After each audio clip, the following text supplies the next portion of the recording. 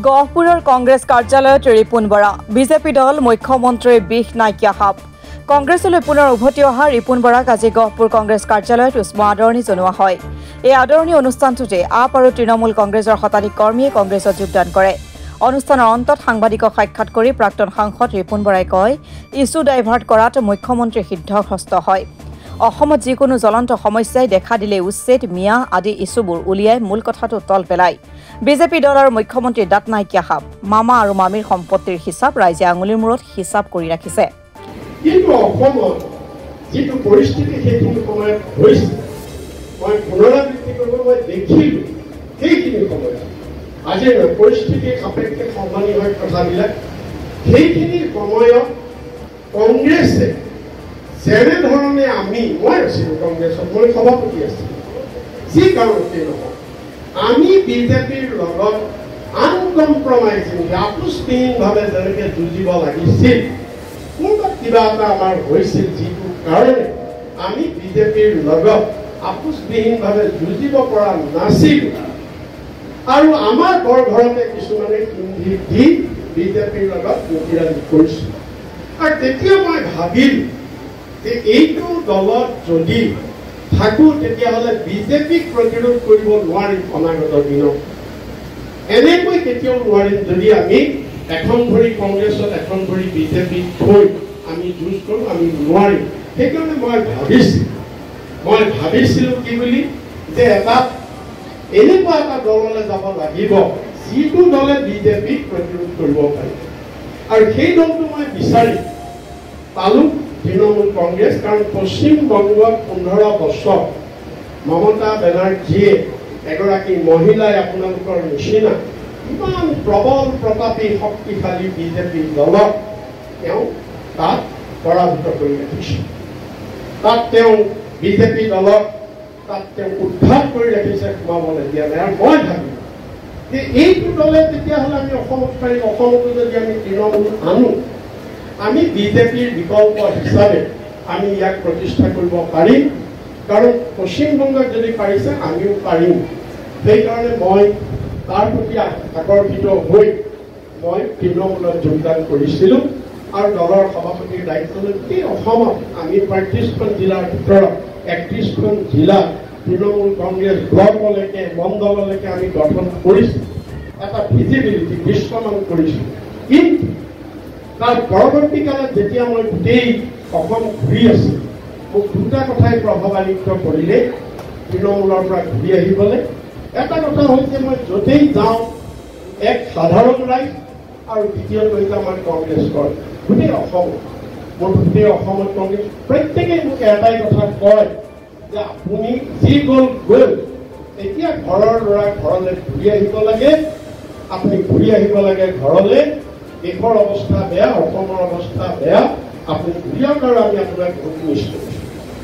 আৰু মই সভাপতি থকা সময়ত প্ৰায় মোটামুটি 5.5 বছৰ 6 বছৰ মই সভাপতি আছিল গোটেই চুকে কোণে বিভিন্ন কৰ্মীৰ লগত মোৰ এটা 1-to-1 কণ্টেক্ট আছিল মোক সেইবিলাকক সদায় ফোন কৰি মোক সদায় কয় যে ছাৰ আপুনি আকৌ ঘূৰি আহক এইটো আছিলে যেতিয়া কওঁতে মোৰ সেইটোৱে এটা মোৰ প্ৰভাৱ মোৰ মনত এটা সেইটোৱে প্ৰভাৱ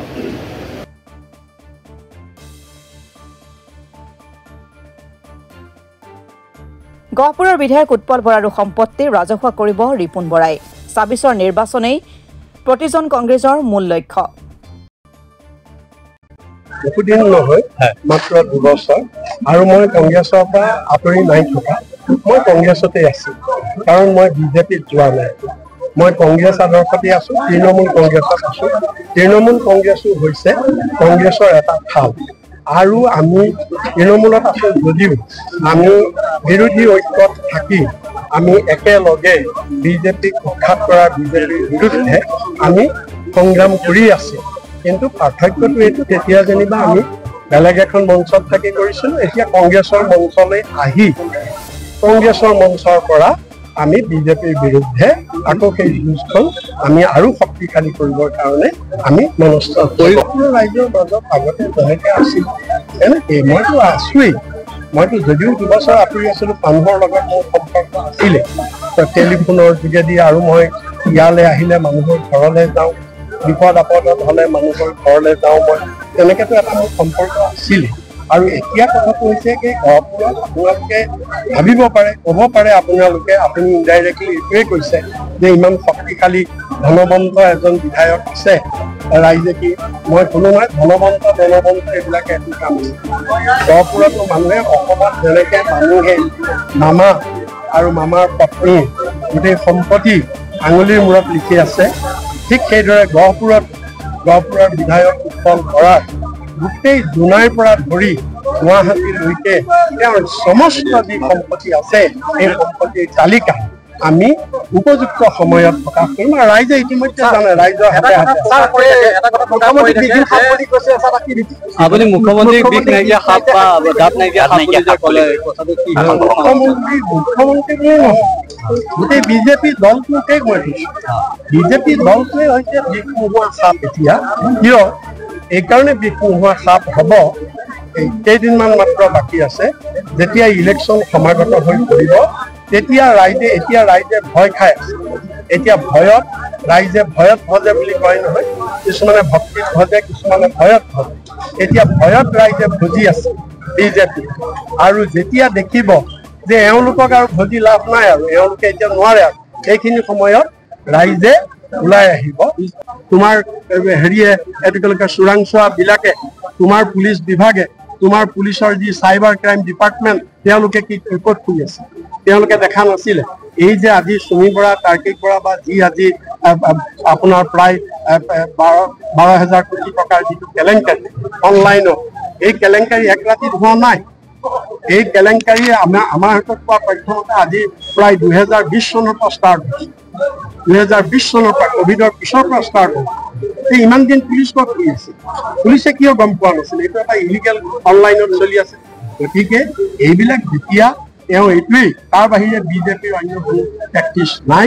কথা হ'ল কি মানুহক মুখ্য বনাবলৈ সদায় চাই কিন্তু তেওঁ মই হিমন্ত বিশ্বক কৈছোঁ বিজেপিক কৈছোঁ ইংৰাজ পণ্ডিতজনৰ সেই কথা মনত ৰাখক যে তুমি কিছু মানুহক তুমি কিছুদিনৰ কাৰণে মুখ্য বনাই ৰাখিব পাৰিবা কিন্তু সকলো মানুহক তুমি সৰ্বকালৰ কাৰণে মুখ্য বনাব নোৱাৰা এই আত্মবাক্য তেওঁক পঢ়িবলৈ আমি সেইটো কংগ্ৰেছৰ স্থিতিটো মই আজি ক'ব নোৱাৰিম কিন্তু এইটো কথা ঠিক কংগ্ৰেছ যথেষ্ট শক্তিশালী হৈছে আটাইকেইটা সমষ্টিত ৰাইজৰ সাংঘাতিক ধৰণৰ উৎসাহ দেখা গৈছে আৰু প্ৰাৰ্থীৰো যথেষ্ট ভিৰ হৈছে গতিকে ইয়াৰ পৰা বুজা যায় যে ৰাইজে এই উপনিৰ্বাচনতো বিজেপিক কিমানে প্ৰাৰ্থিত্ব বিচাৰিছে সেইটো মোৰ হাতত তথ্য নাইকিয়া কাৰণ মইতো দললৈ ৰিচেণ্টলি আহিছোঁ সেইটো মোৰ হাতত তথ্য